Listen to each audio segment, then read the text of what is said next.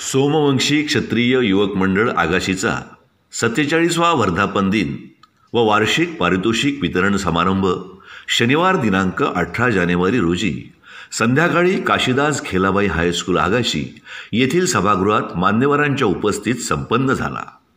यावेळी प्रमुख अतिथी म्हणून माजी प्राचार्य तथा युवा नेतृत्व विकास तज्ञ प्रिया सावंत, केळवे येथील नूतन विद्या विकास मंडळाचे अध्यक्ष अशोक राऊत उपस्थित होते।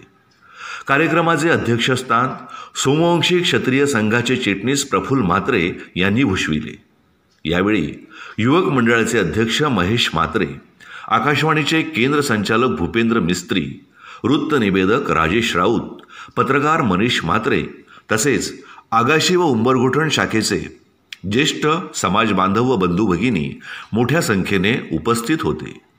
वर्धापन दिनाचे औचित्य साधून मंडळाच्या अंकुर या हस्तलिखिताचे उपस्थित मान्यवरांच्या हस्ते प्रकाशन करण्यात आलं।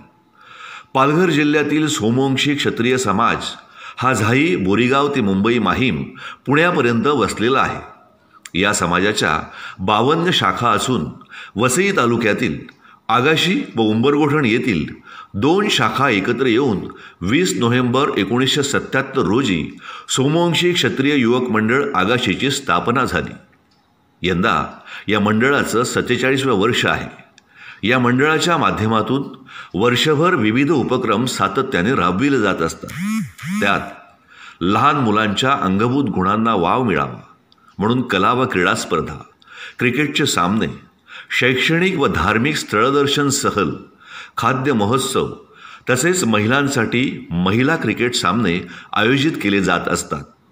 तरुणांना फिटनेसचं महत्त्व कळावं यासाठी सायकल स्पर्धांचं आयोजन, कॅरम स्पर्धा, किल्ल्यांची व अवकाशाची माहिती व्हावी म्हणून किल्ले बांधणी स्पर्धा व आकाश दर्शन कार्यशाळेचं आयोजन केलं जात असतं।